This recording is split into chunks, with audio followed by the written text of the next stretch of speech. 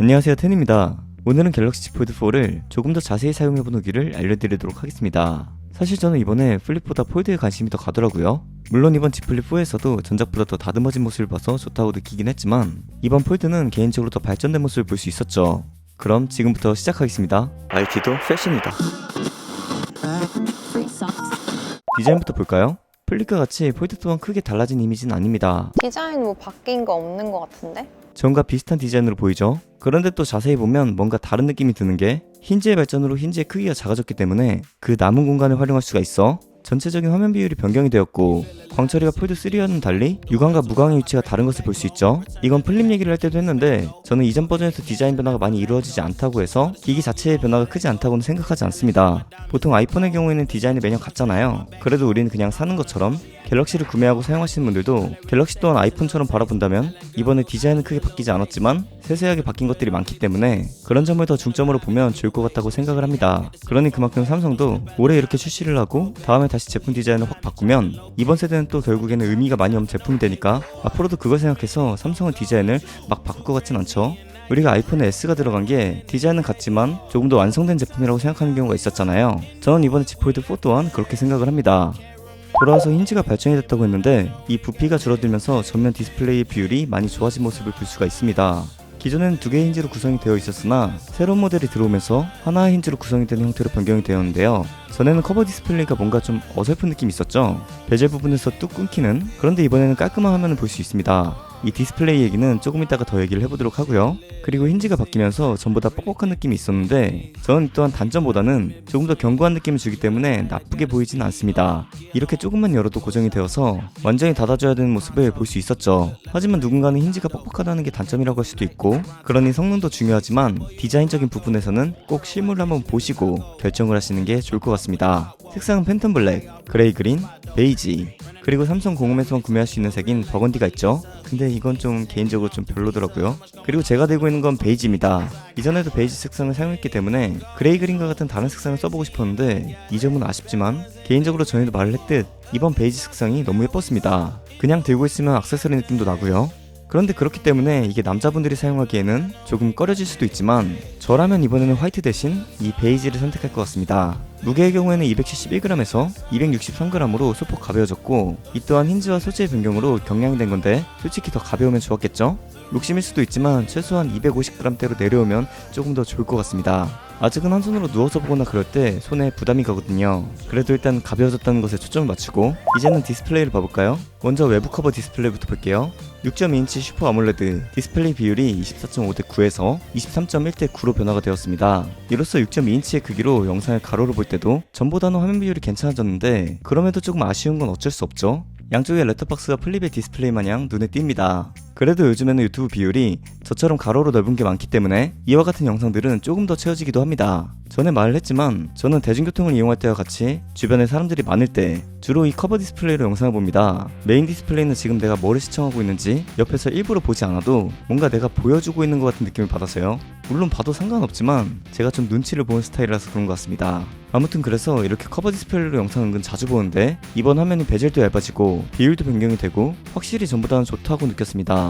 그로 인해 타자칠 때도 조금 더 좋아지긴 했지만 사실은 아주 조금 넓어진 느낌이긴 해요. 그럼에도 커졌다는 건 분명 좋은 거니까 확실히 효과는 있겠죠? 저도 기분 탓이지만 나름 계속 사용을 하면서 느낀 점으로는 오타 발생이 조금은 덜 되는 느낌을 받았습니다. 그럼 이제 내부 메인 디스플레이로 넘어가 보면 7.6인치 다이나믹 아몰레드 2X를 사용을 하고 5대4에서 6대5로 비율이 변경이 되었습니다. 크기는 7.6인치로 전보다 조금 더 영상을 보기에 좋은 형태로 바뀌었는데요.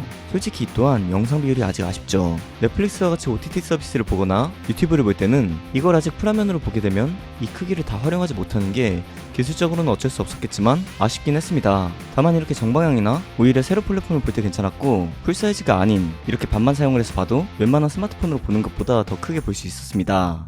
그리고 태스크바 기능이 생겼는데요. 이건 설정으로 끄고 켤 수 있지만 웬만하면 켜두는 것을 추천드리는데 그 이유는 여러 번 거치지 않고 내가 원래 자주 쓰던 앱들을 터치 한 번에 왔다 갔다 할 수 있는 게 좋았습니다. 멀티태스킹 기능을 잘 사용하시는 분들도 물론 많이 계시겠지만 이렇게 저처럼 하나씩 주로 사용하시는 분들은 앱 전환을 하는 게 번거로울 때가 있죠. 영상을 보면서 카톡을 하는 건 어느 하나에 집중을 잘 못하는 편이기 때문이고, 반을 갈라서 이쪽은 인터넷 또 다른 쪽은 카톡창을 열어두면 나도 모르게 카톡을 읽고 답을 안 하는 경우도 있고, 이건 사람 자체가 멀티가 안 되는 저의 문제지만 그렇기 때문에 화면 분할은 그렇게 자주 사용하는 기능은 아닙니다. 그게 제가 이번에 이 독바가 생긴 것을 유독 좋아하는 이유이기도 하고요. 그리고 전환 속도도 매우 빠릅니다. 저는 이 화면 분할을 안 쓰는 건 아닌데 가끔 사용을 할 때 이렇게 두 손가락으로 스와이프를 해서 반대쪽을 아예 다른 기기처럼 사용을 하는 건 편하더라고요. 그냥 이렇게 쓱 스와이프만 하면 되니까요. 그리고 이 위아래가 잘리는 부분을 설정해서 아예 없도록 할 수도 있습니다. 이것도 거슬리는 분들도 계시고 안 거슬리는 분들도 계실 텐데, 설정을 해두면 더 크게 화면을 사용할 수 있고 이렇게 밑을 스와이프하면 태스크바가 보입니다. 돌아와서 이 제품이 영상을 볼 때 메인 디스플레이의 사이즈가 별로라고 했는데, 그럼에도 큰 화면은 여러모로 쓰일 때가 많고 일단 뭐를 보던 간에 큰 게 좋기 때문에 이 폴드의 경우에는 플립보다는 접는 의미가 확실히 더 있다고 생각을 합니다. 사람들이 아이패드 중에서 미니를 왜 사나 싶잖아요. 그런데 구매를 해서 사용을 하면 이만한 태블릿이 또 없거든요.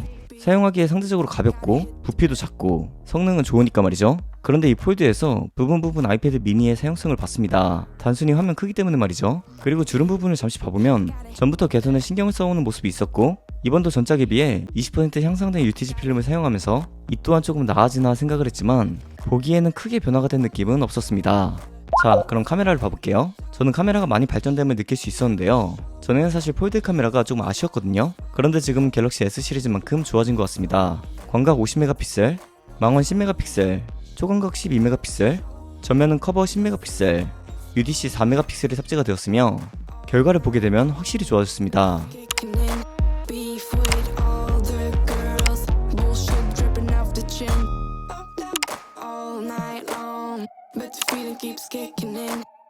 아이폰과 비교한 것도 보여드릴게요.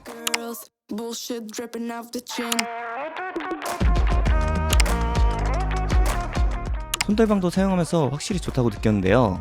아이폰과 비교를 하면 조금 더 느껴지죠?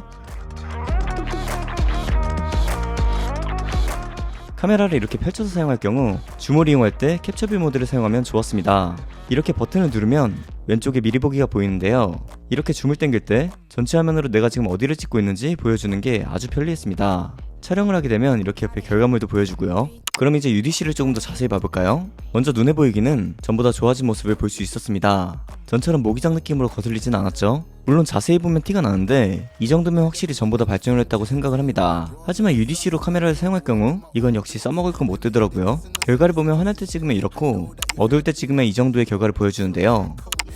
하드리 캠도 이것보다는 잘 나왔을 것 같은데, 제가 요즘 그 빈티지 캠코더를 찍고 있거든요.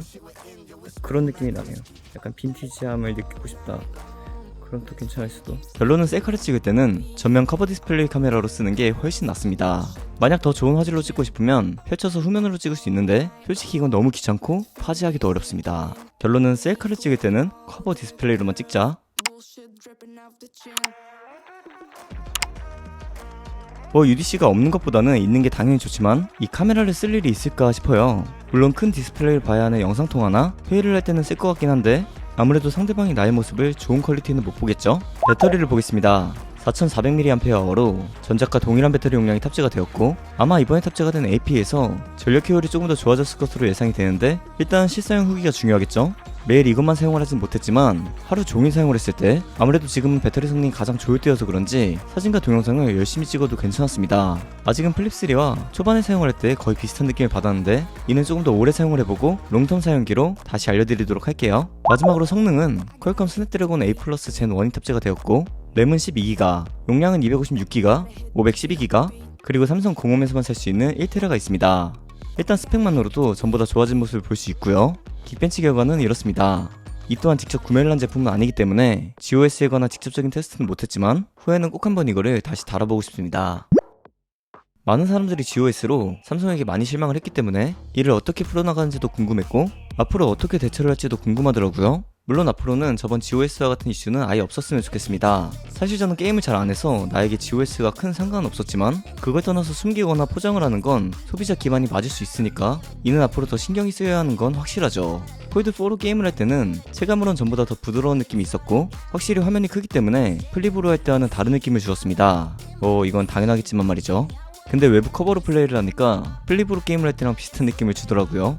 아무튼 돌아와서 일반적으로 사용하기에는 어찌됐든 아주 좋은 성능이라고 느꼈고, 발열의 경우에는 전보다 나아진 느낌이 있었지만 그럼에도 사용을 하면 카메라 쪽에서 열이 느껴지기 때문에 파지를 할 때는 이렇게 커버 디스플레이 쪽을 잡고 플레이를 하는 게 열이 안 느껴지기 때문에 그나마 낫더라고요. 그 외 특이점으로는 충전은 25W를 지원, S펜 지원, eSIM 탑재 등이 있습니다.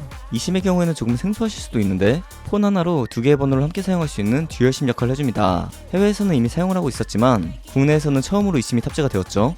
앞으로는 세컨폰을 안 쓰고 개인 및 업무용으로 분리를 해 사용을 할 수도 있을 것 같습니다. 가격은 256GB 199만 8,700원, 512GB 211만 9,700원, 1TB 236만 1,700원으로 256GB 기준 전작과 동일한 모습을 보여주는데요. 이는 플립에서 가격을 인상한 것을 보면 이번 폴드에서의 가격 동결은 구매 예정이신 분들에게는 좋은 가격이라고 생각합니다. 플립 4의 경우에도 같은 가격으로 출시를 해주었더라면 싶네요. 마무리를 하면서 이번 폴드 4는 겉보기에는 비슷하지만 카메라도 여러 성능도 전보다는 확실하게 업그레이드가 된 느낌을 받을 수 있었기 때문에 구매 고려 중이신 분들이 계시다면 이번 갤럭시 Z 폴드 4는 추천을 드릴 수 있을 것 같고요. 성능 면에서 더 자세한 결과가 나오고 구매를 하고 싶으시다면 조금 더 기다렸다가 실물폰이 풀리고 그 후에 후기를 본 후 결정을 하셔도 좋을 것 같습니다.